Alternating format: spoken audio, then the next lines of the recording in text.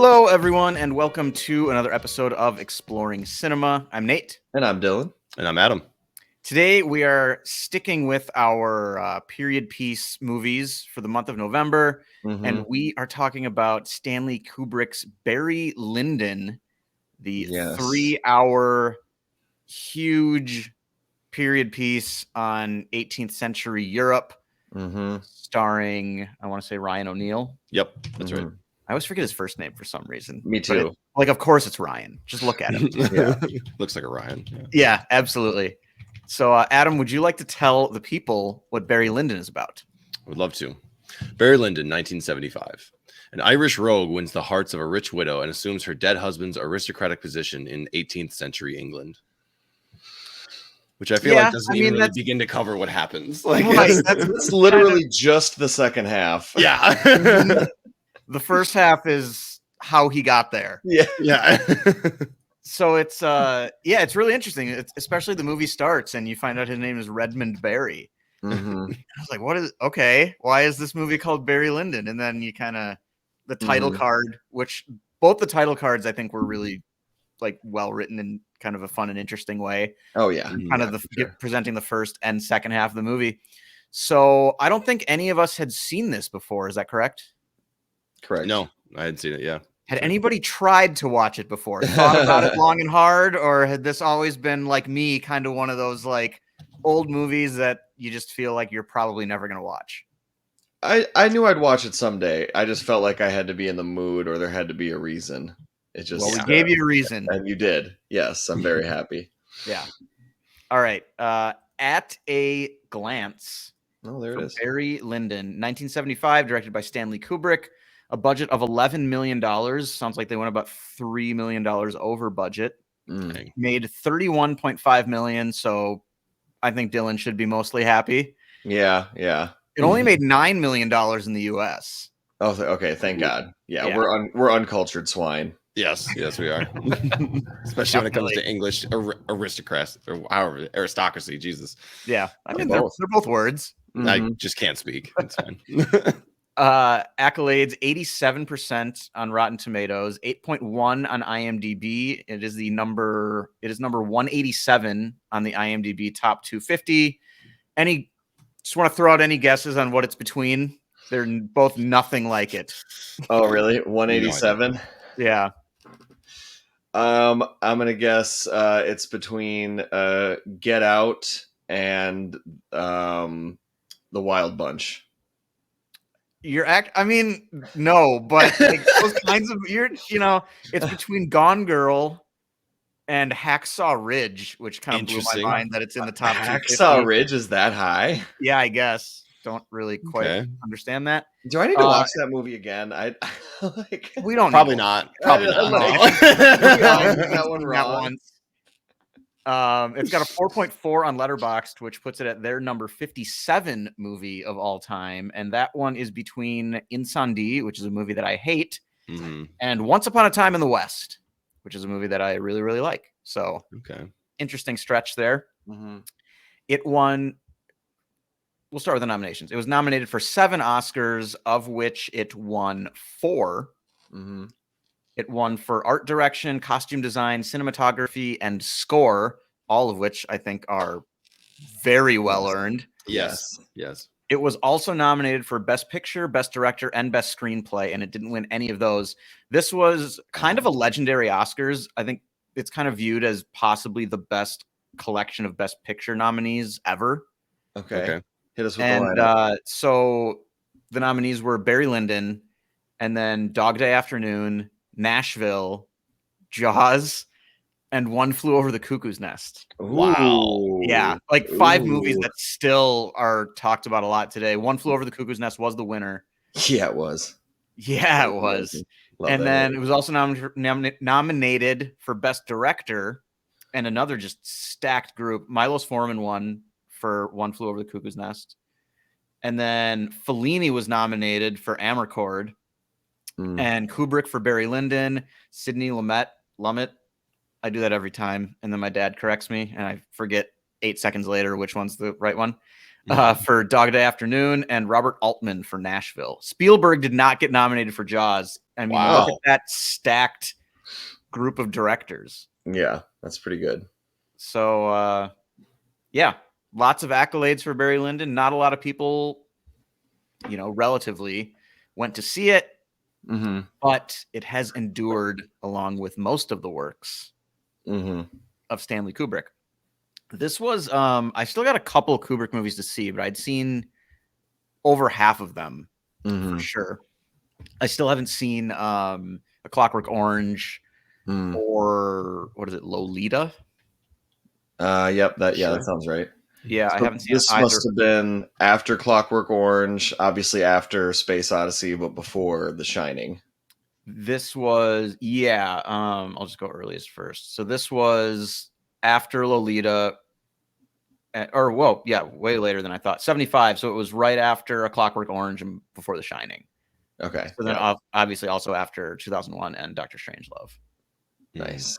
Okay. Kind of, right in the middle of him just being God, basically. Yeah. So does this maybe in that context, it feels a little more like, very, very well established director who's like, I'm going to do one for me, and I don't care if people don't get it. Kind of, yeah. I like art galleries. It sounds like he was working on a Napoleon movie, which eventually kind of lost funding and got scrapped. And then he picked up this like obscure novel from the 19th century and was like, this is the movie that I'm making. I think that's part of the fascination with this movie, is just kind of watching it and being like, why this of all things? Yeah, that does. Wow. Imagine the world where he would have been able to make that Napoleon movie and like all the visual beauty of this movie, but it's like Napoleon at the middle of it. God, that would be insane. That's part of the reason we're doing these period pieces, though, is because we're excited for Ridley Scott's Napoleon. Absolutely. So before we get into opening statements, just want to remind everybody to like and subscribe, help us grow the channel, and you will get updates every time we do one of these sort of deep dives. We do about one of these a week. Currently, we're looking around for something else to add to the mix that's a little more bite-sized, but for now, just kind of this once a week deep dive into some older movie that interests us. And we're doing period pieces here in November. We just released an episode and talked about Amadeus, the 1984 Best Picture winner. And then next week, we are going to dive into Terrence Malick's The New World from 2005, another movie that none of us have seen, probably not as well known as Amadeus or Barry Lyndon, but I am excited for it nonetheless. I got the nice Criterion Blu-ray of that with like 3 different length versions, which is interesting, and a bunch of extras. So I'm really excited for that one. Yeah, we'll definitely be watching that at your place on your TV. And, just in time for Thanksgiving, too. We timed that out perfectly. So yes, absolutely. Because that's what Thanksgiving is all about. All right. Colonization? Yes. Anyway. Pretty much, yeah. Yeah. We really want to, really driving the point home. Look deep inside ourselves and be honest. That's kind of how this all started here. I mean, I'm going to watch it with my family at Thanksgiving. I don't know how you got, I said it was coming over to your place, but I'm also forcing my family to watch it. It's going to be on behind us while we eat. There you go. Yeah. All right. All right. Back to Barry Lyndon. Opening statements. I can start here and start it off. I feel like this is kind of going to be where we're all at, maybe, but maybe I'm wrong. But this is just one of the most technically impressive movies ever made. Yeah. Not gonna. Every frame of this movie looks incredible. The score is just magnificent. Just the way it heightens like every single moment and how perfectly it fits. The locations they chose. I mean, all of this was filmed on location. And I mean, I already kind of just want to watch it again to look at it. Yeah. It's really kind of grabbed onto me. I watched this like 3 days ago and kind of had moments where I was like, this is incredible. And had other moments where I thought like, it's kind of slow here. What are we really doing? Yeah. But it hasn't left me at all since then. And right before this, I even probably rewatched like the first hour. Just kind of started it over at the beginning because I love part 1 of this movie.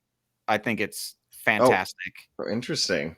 And I also love the last like 20 to 30 minutes. Okay. And then there's sort of a chunk in there in part 2 where I'm not quite sure how I feel about it yet, but interesting. I don't know. This looks insane. So that's what I got. All right, well, I'll go second because a lot of similar thoughts, but one key difference. So my opening statement is, cinematic beauty from start to finish. I mean, just peak. It just looks amazing.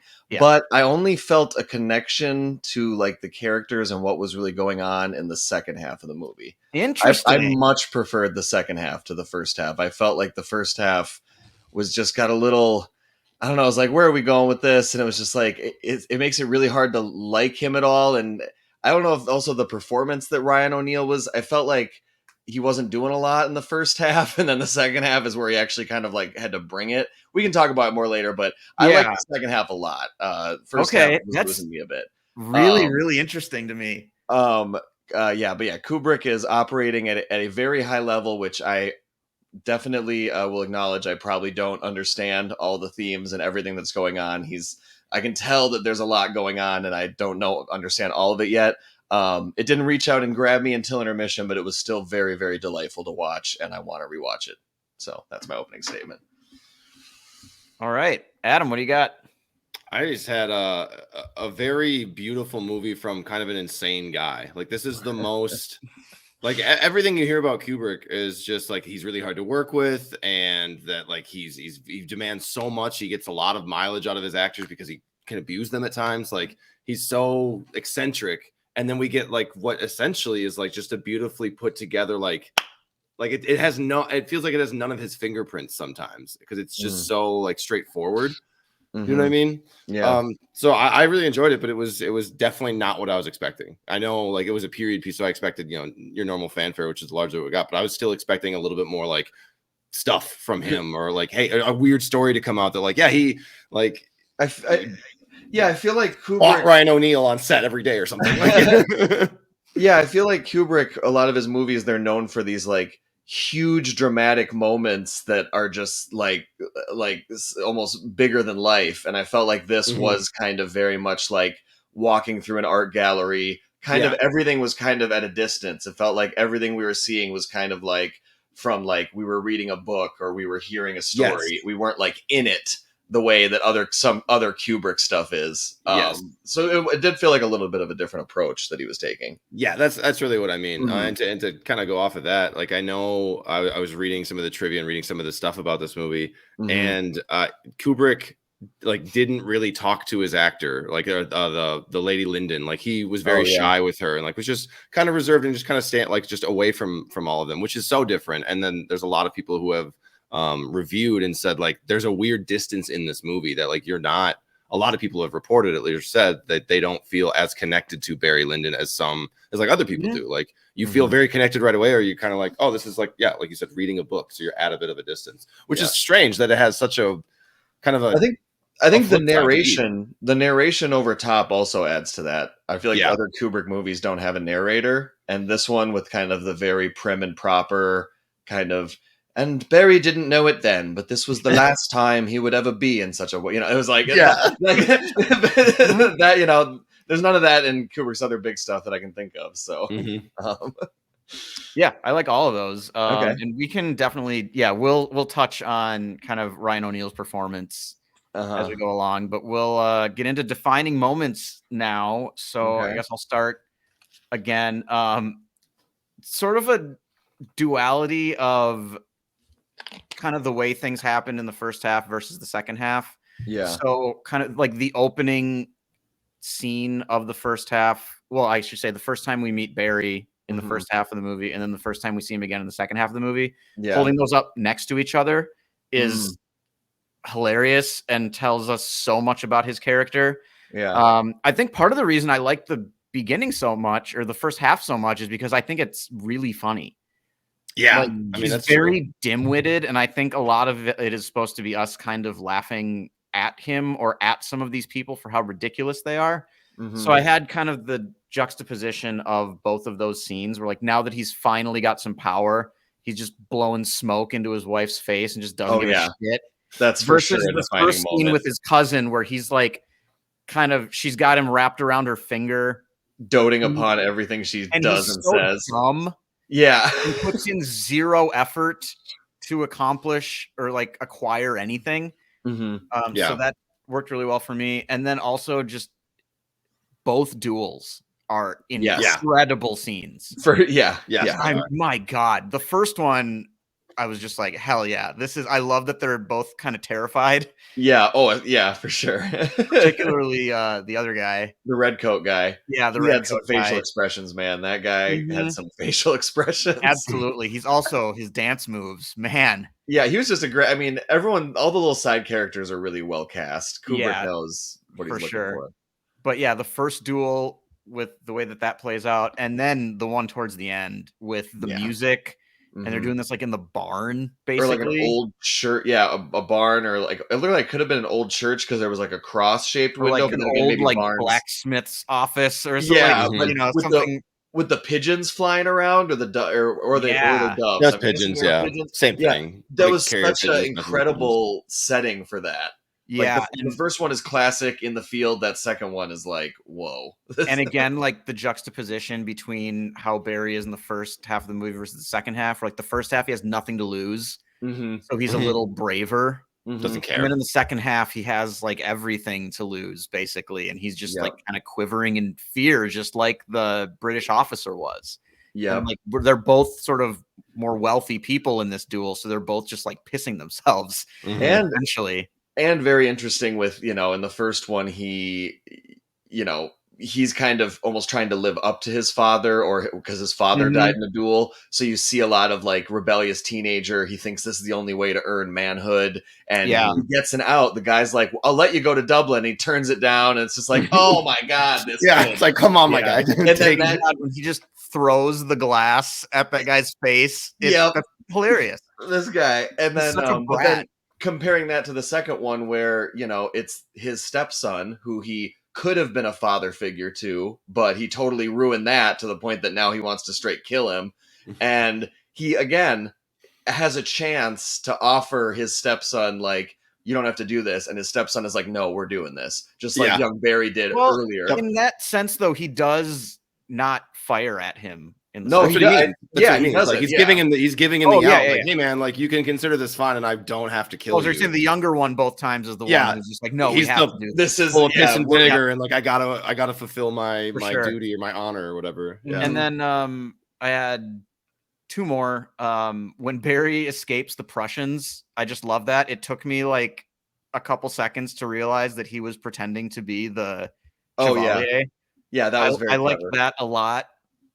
And then the scene where there's basically no dialogue, where he meets Mrs. Lyndon for the first time at the gambling table, where it's just like a minute long, and it's just like music and candlelight and people around, and they're just kind of staring at each other. Yeah, I thought that was really, really well done. And then just any shot of the outdoors. Yeah. Oh yeah, I know. It was gorgeous. There's so many there's too many that come to mind. It's just so many scenes just start with incredible shot of the landscape. Yeah, absolutely.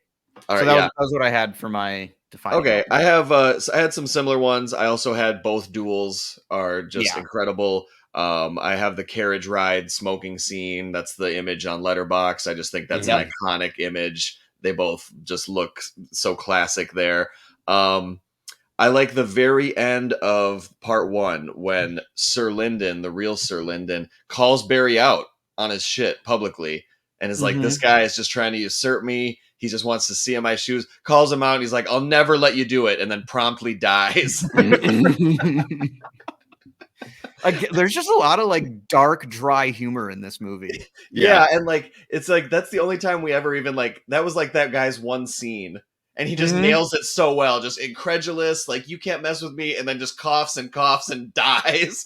Like, all in one scene that, to your point, Nate, is like, it's lit beautifully, all by like natural candlelight. And it just gives you like kind of this feel that a lot of movies did before. So yeah, I love that scene. And then immediately after is the carriage ride scene. And then the other two are when Barry loses his shit and beats up his stepson in front of everybody. Yeah. Oh yeah. I love that because it felt like it just cut through all of the pomp and all of the, with such a long movie and so technical and everything so proper and prim. It was just like a moment of just savagery that was just, and the way it was filmed chaotically on the ground, and that scene, like the moment that he comes up and he's like, and he like kidney punches him, I was just like, oh my god, I was like off the couch, I was like he really went for it, yeah. And like there's people falling over each other, and it took like 10 of them to pull Barry off the kid too. Yep.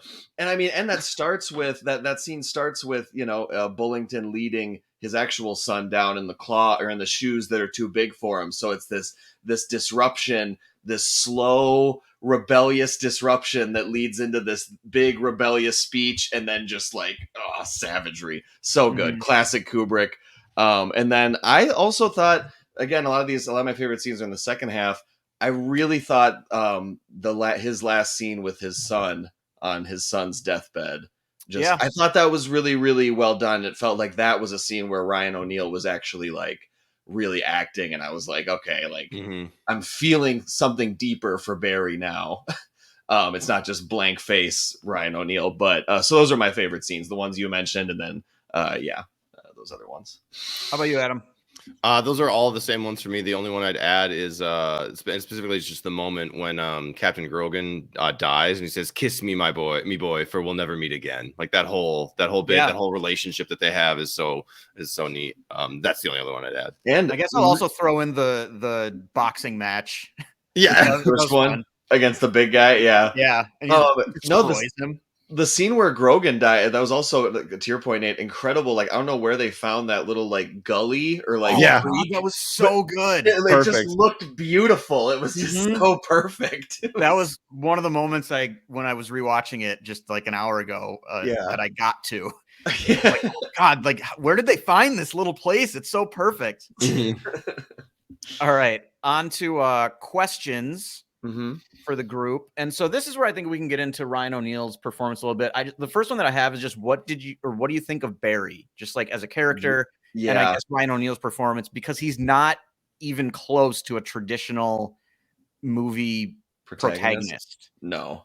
In lots of ways. I think O'Neal works here really well because Barry is kind of dim-witted at heart, and that blank look on his face that he has throughout a lot of the movie, I just don't think there's anything going on in his head until something presents itself right in front of his face, which is kind of, it basically what happens when he falls in love with his cousin. Like she's standing like chest to eyes, and he's like, I guess I love her now. Yeah. And, like he doesn't plan anything ahead. He just kind of sees something in front of him and decides how he feels about it, or does something, and that's it. There is no like long con here. For Barry, really. He even kind of lucks into marrying Lady Lyndon because he just sees her across the table, and then she just kind of decides she wants to marry him, and then her husband dies. And that wasn't some kind of long con like movie that Adam and I just reviewed over on Speak Film and Enter. It was nothing like that. God, that's a fun one. Like Killers of the Flower Moon? Or I was going to say Saltburn.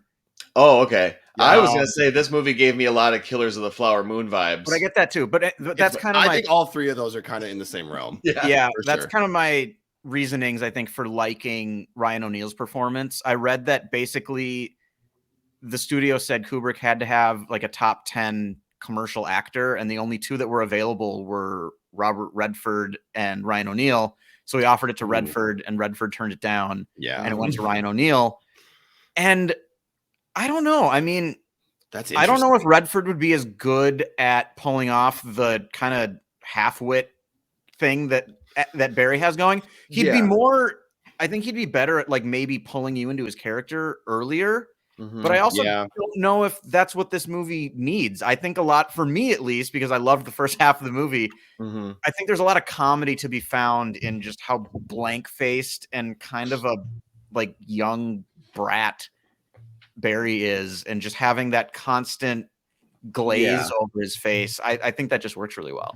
I since I've seen the movie, what I think, and the more I read about it, is I do think that Barry is meant to represent kind of the everyman, and kind of, a little bit, men are supposed to see themselves kind of in him. So in that way, I think him being more kind of generic and blank face, like does work well with it. And I definitely think, to your point, it fits with the theme of him just kind of looking just directly in front of him, not ever. I mean, there's one point where it's like we find out that it's been like a couple years and he like hasn't even told his mom that he's like still alive. He's like, oh yeah, like I should write her.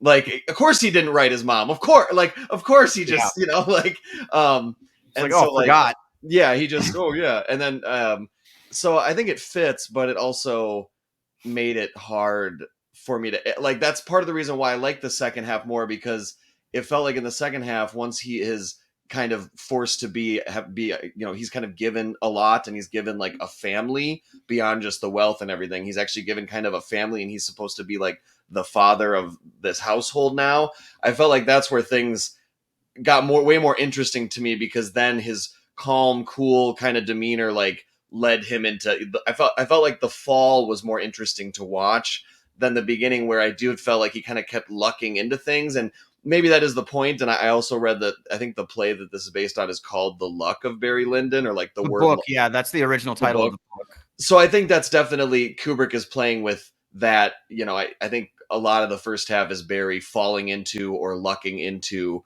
a situation and then another situation. And he also makes a lot of decisions that aren't the right or the moral decision in the first half. It's like he keeps doing the wrong thing and getting further ahead, usually because of it. Kind of, yeah. Or the foolish thing at the very least. Yeah, like, so, yeah, that goes, I mean, you basically, I have the same first question, which was, do you think Barry is like a good guy or a bad guy? Like, I think there's a version of it where you could see him as kind of overall, like, not necessarily a villain because he didn't do it on malicious intent, but like, not a good guy. Like, I think there could be an interpretation of the sum of its parts, for sure. Like, he comes off as not a good dude. Yeah, this movie's kind of a condemnation of him and people like him more than it is, like, I don't know. That's kind of how I walked away feeling. How about you, Adam?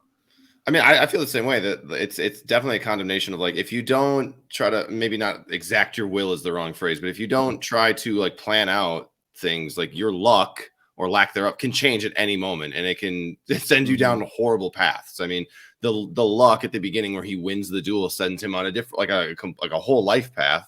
Joins the military and all that stuff. And the duel at the end, he decides to finally be a good person, sort of, and he loses everything he has. So, like, yeah, I mean, he sort of made his bed there too. Like, he decides too late because he is the one who instigated all of that. And you should have been a better stepdad, and they would have never done that. But anyway, as we've been talking about this, it kind of made me think like his rise, like how much of his rise is just good fortune, is just kind of similar to the way like a lot of people just get rich and then they think luck is I did all this work. Yeah, exactly. And then he has to like actually maintain this, and his luck runs out, and he's still a dumbass. Yep. So I just think that all works really, really well. And the more I talk about this movie, I think the more that I really like it. The other question I had was just, what did you think of the narration? Oh my God, that was my second question. How do you feel about the narration? Is it almost like we watch lots of movies together? It is kind of like that.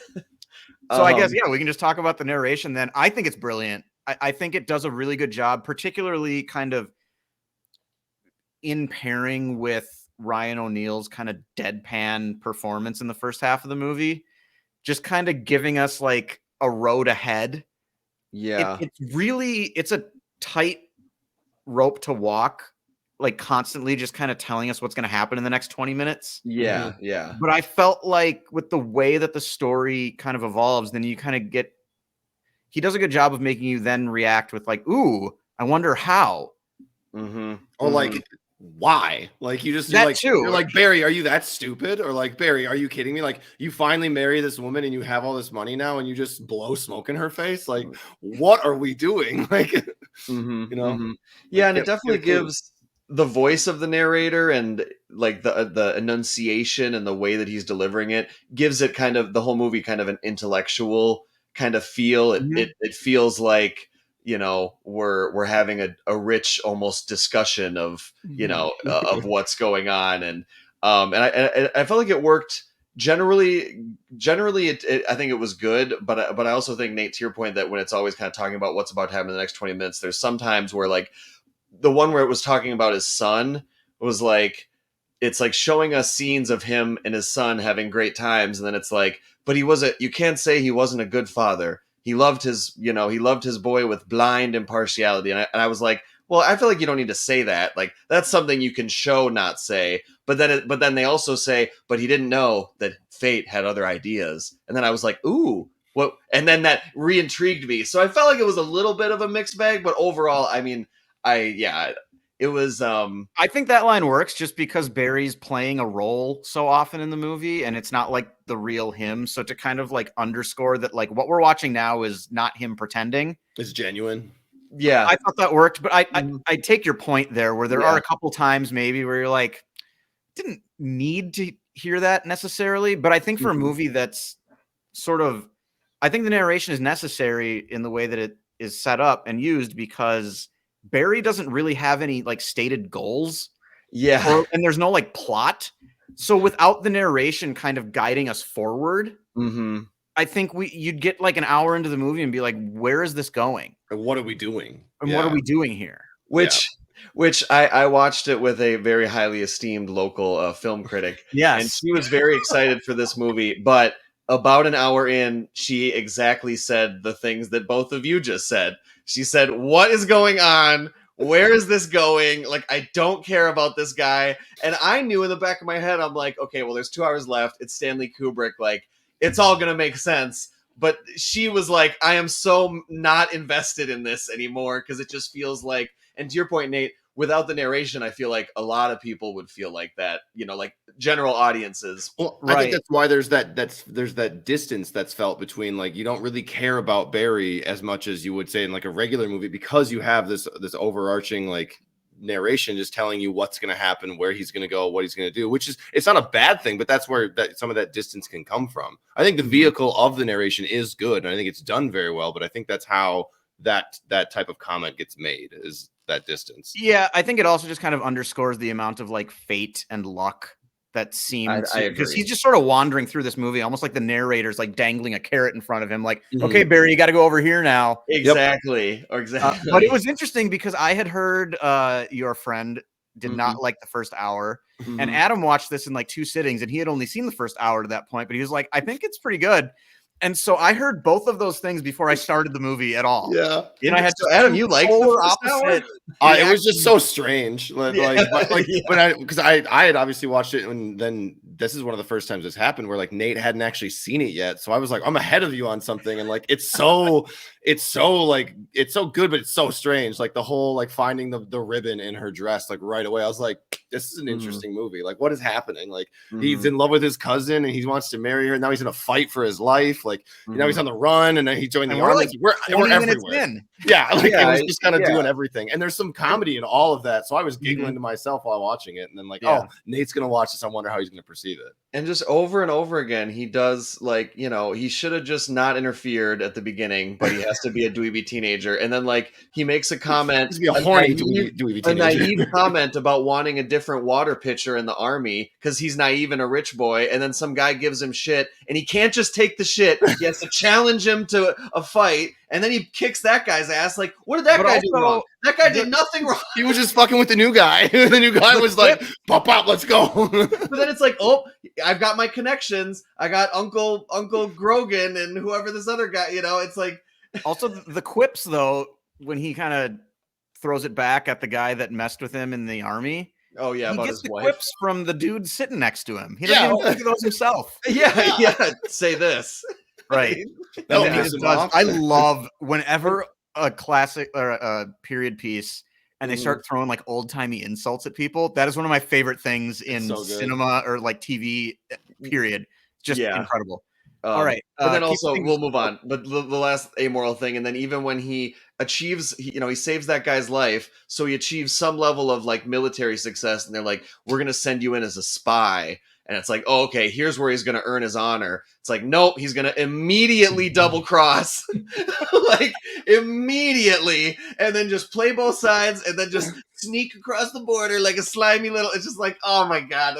And then he goes into gambling, and they run the cards and they run the. So again, it's kind of slimy, kind of like the highbrow people like it, but secretly, not publicly. So it's a lot of it's very interesting. I felt like the whole first half to me very, very interesting to talk about, more interesting to talk about than it was to watch. But I mean, I think by now you can tell I'm willing to give this a second chance because I did really like the second. I already started giving this a second chance. So yeah. All right. We'll keep Adam, moving. did you have any questions, or No, should we that move on covers it. to observations and musings? I've got a few here. The first is just that the actors in this movie do an amazing job with their faces. Yeah. Just so many of them, from that first like sort of petty dweeby officer to just how many close-ups there are. Like Ryan O'Neal does a really good job with his face. I mean, like, you know, a lot of it's deadpan, but like that's a decision that he and Kubrick made. So like he's doing it well, I think. And just a lot of really good scenes with good facial reactions from the actors. Yeah. And then also just that first guy is so over the top of just like kind of a bitchy lord. I know. Army officer. Like I rewatched that and I was laughing like almost every second that guy was speaking. Yeah. Or just like almost exploding from anger and rage. I know. And then also we find later, because the whole thing was a setup, now you think like maybe it was part of his expression like fear, because he knows like I have to take this fake bullet here, and like I'm not looking forward to this. Like, because did he know going in? It was really hard to tell, because I just rewatched this scene too, and when it gets explained to Barry, it's like the whole his cousin's like whole family was in on this setup. But then they say that guy didn't wake up for an hour due to like fright. Yeah. Which makes me think like, I don't know if he knew or not, because they both kind of like, both of them try to get him to go to Dublin. Yeah, instead. So it's hard to tell there. I don't know. I mean, it works either way with just how terrified that guy was. And then just building on top of that, my last observation is just that this movie is way funnier than I ever expected. Yeah. There definitely was some very good humorous parts. And yeah, to the facial expressions, when we had the little card game with the prince of whoever, his facial expressions were great. And then the members of the household, the Lyndon household, the preacher guy, he's got some great facial expressions. And then their accountant, who doesn't get barely any lines until like the last 20 minutes of the movie, and he was the guy who played the ghost, the caretaker at The Shining, the guy who meets him in the bathroom. Oh, yeah, same actor. My observation is musing. First observation is just to soak in the cinematography. This would be a great movie to just put on in the background without any sound. I feel like in almost any setting, at a party, or even at like a high end art showing of some kind. Yeah, just barely I mean, so many incredible shots, especially where it starts and everything is still. So it's very much like it's a painting, and then they start moving, and it like a lot of that over and over again. And then my other one was just kind of like pick a theme, any theme, because I feel like this movie kind of lends itself well to, and probably has to say a lot, and is doing it all at once because Kubrick is a genius. But like, I feel like when you watch this, what's kind of the main theme that you latch onto? Do you view it as like Barry as the everyman and kind of like his personal story, or do you see it like kind of the political like commentary about like how the elites, like a lot of it is luck, and like look at this outrageous stupid society? And I mean, obviously that's kind of how I looked at it. Yeah, and that final card that they show up at the end that just says like, you know, all these lords and ladies and everything that they were fighting about, like in the end they're all equal because they're all dead now. Like, you know, history remembers them all the same. So I felt like when I read that, I was like, okay, I felt like this is very much a shot at the high society, you know, the aristocracy, and how much how much they think highly of themselves when a lot of it is either luck or just like kind of slimy behavior and amoral behavior, and you're not deserving of all this. And I've read that you could view it simply as like he lost his dad in the very first scene, and this entire movie is about a guy who doesn't have a father, and what a fatherless man, you know, finds in life can do, where it has to become or whatever. Yeah, like, I just feel like there's so many angles you can look at this from. But what do you guys like? What's the big one that you think of? When you Yeah, think for me, it was what you mentioned, just kind of the commentary on like the aristocracy. But you don't even really get there until like the second half of the movie for the most part. Mm-hmm. So I think it can be about lots of different things. Yeah. But as we were talking too, just kind of me stumbling into, I'm sure not the first person to have that idea, but just like, the way he got there was mostly luck and just kind of being willing to do some shady shit. Mm-hmm. And it makes me wonder, like, how many of those other rich people, that even the ones who accused him of doing those things, they're probably at the top of the list of people I'd suspect for rising in the exact same Through type the of ranks. way. Yep. Yeah, or their dad did, or their granddad did. Exactly. Yep. And they're just reaping the benefits now. Yeah. Yeah. I mean, that's how I viewed this, because I watched the second half today after we had seen Now Killers of the Flower Moon and Saltburn, and they all share very similar themes, and especially in Saltburn, like, your main character is just a guy who like shows up and gets lucky enough to go hang out with like all the super rich folk, and then like it's to try to like get into it, So Barry is very much that. Yeah, it's very much that. Obviously, it tackles it in a very different way in that movie, but they all share that theme, and that's definitely how I saw this one, especially with that final card. Like, oh, yep, this is about like how insidious and stupid that like man-made society ends up becoming, like at any level, very basically. top. Yeah, So, any others, or we're at the 40-minute mark here already? Should we? I mean, there's a lot to talk about. It's a huge movie. Yeah, seriously. Yeah, no, I think.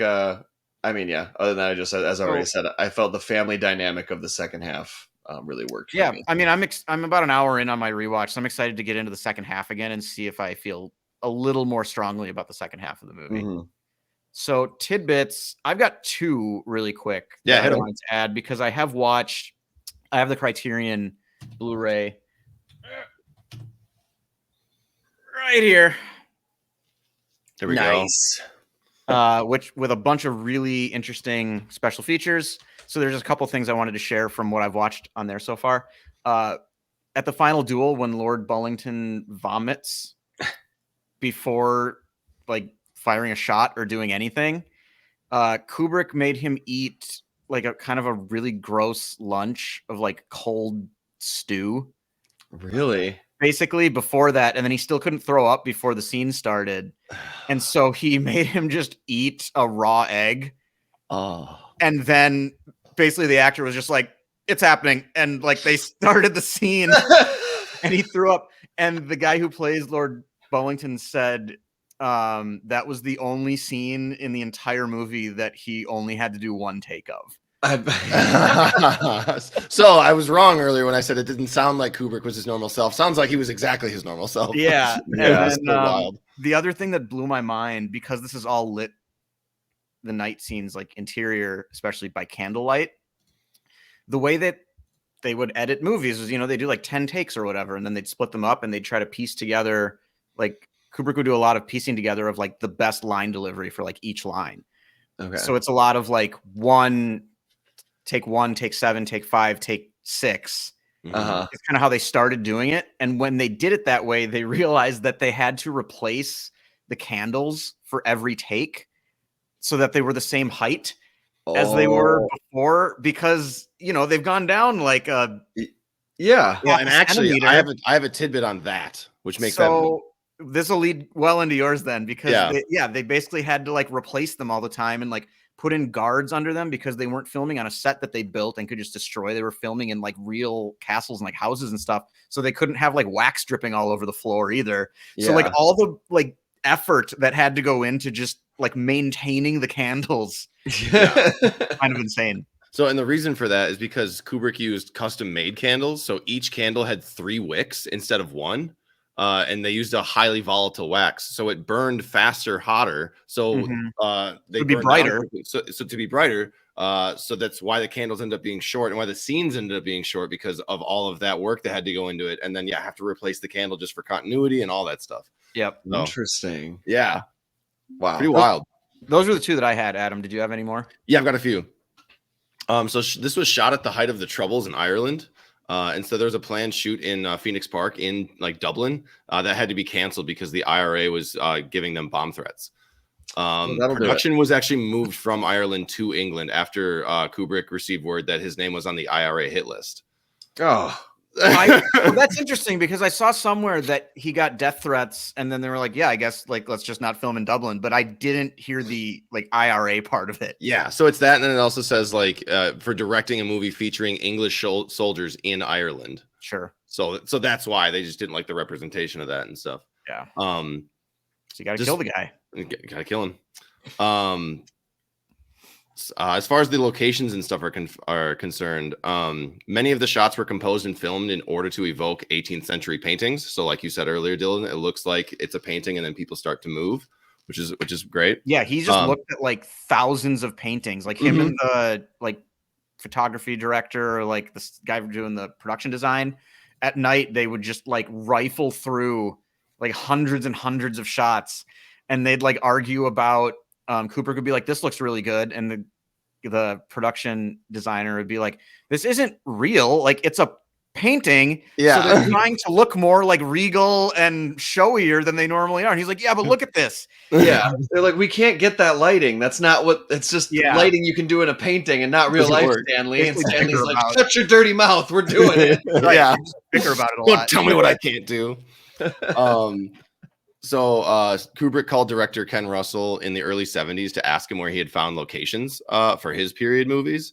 And so Russell told him, and then Kubrick just used those locations in this movie. And apparently Russell years later was like, "I felt quite chuffed," which was his quote. So, which is also hilarious because it fits like the theme of this movie being like all old style and stuff. Yeah. I felt very chuffed. Yeah. I thought that was funny. It took 42 days to edit the final duel between Barry and Lord Bullington. Wow. Yeah. Yeah. That's why this movie was over budget and all. 42 days to edit that, especially if they're going to use, I mean, that scene is long. There's a lot of tension. Yeah. And if you're going to go through and use the best line delivery of every single character, and there's quite a bit to that scene. Yeah.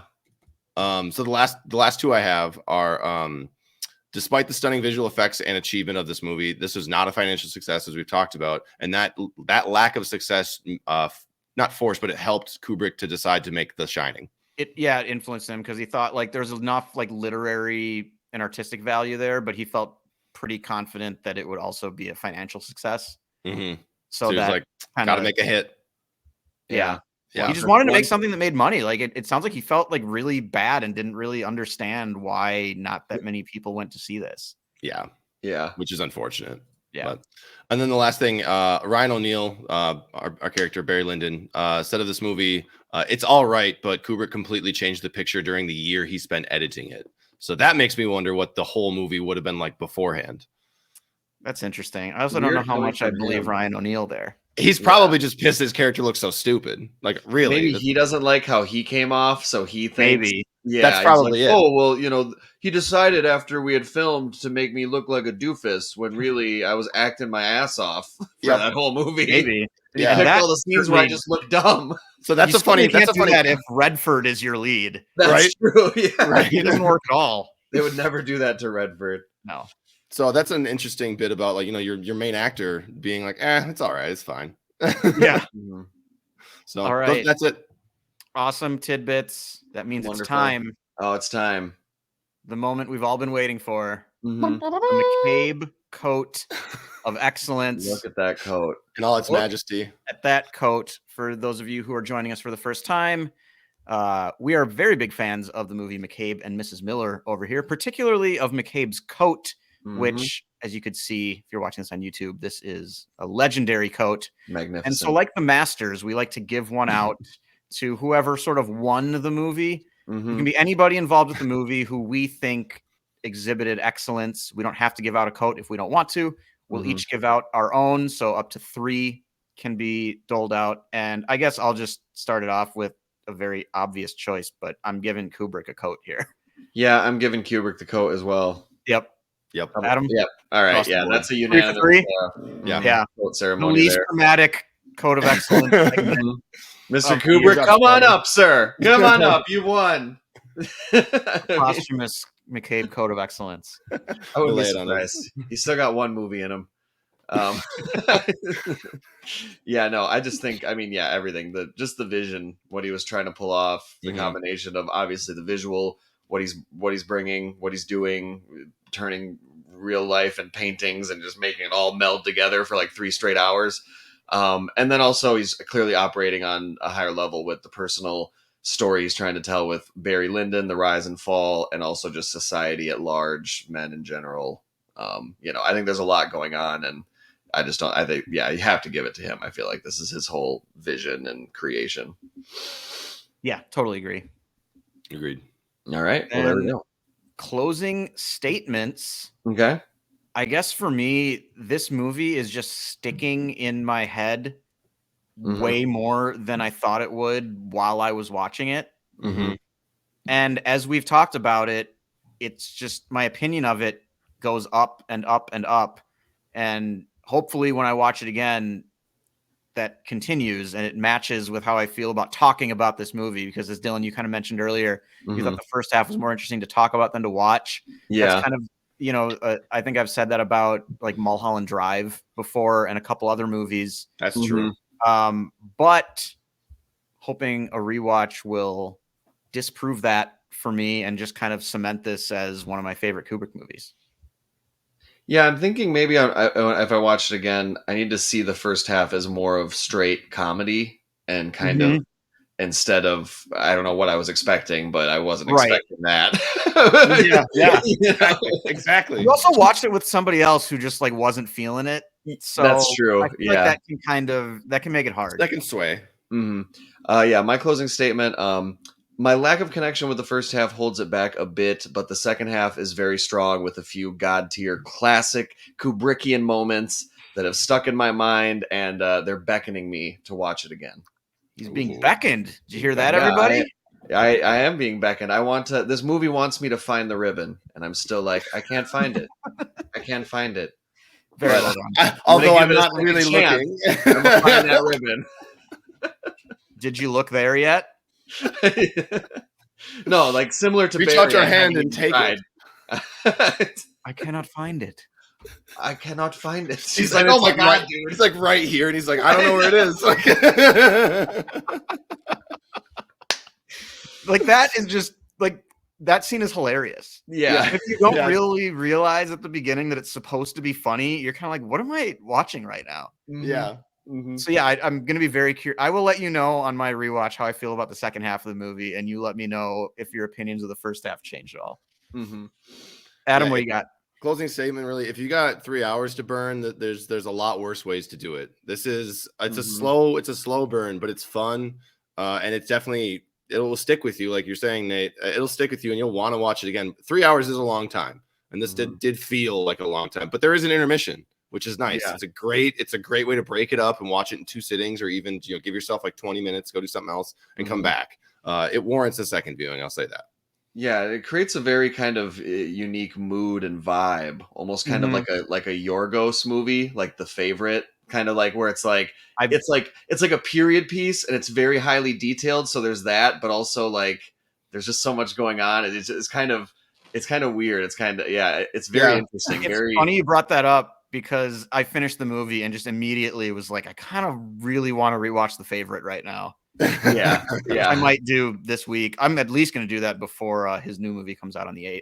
So yes, for sure. Yeah, I have to see The Favorite yet. So because I think I've seen The Lobster, Adam. Yes, I've seen The Lobster. Yeah. And we watched Dogtooth together. Yes, we did. Oh yeah, which was wild. Yeah. So yeah, I don't remember if I've got any others of his to see. I think Killing of a Sacred Deer isn't him, is it? It is. Oh, it is. Okay, I've seen that one as well then. Good. You don't have to feel terrible about your whole evening again. Yeah. Dylan, for context, that's what I said to Nate when we got out of Saltburn. I was like, well, I didn't know Yorgos was coming out with 2 movies this year. Like, really? It's that weird? It's that weird. Okay. Weird. So, all right. This episode's gone long enough, I think. Really good stuff. This was a lot of fun to talk about. I'm really glad that I finally saw this because this is a big part of what this channel is for us to just kind of get that little push to watch a lot of these movies that have been on our watch lists for a long time and just haven't gotten to yet. Knock them out. Agreed. All right. Is it your turn to put a wrap on the show, Nate? Yeah, I have got the quote. Take it away. I'm not sorry, and I'll not apologize, and I'd as soon go to Dublin as to hell.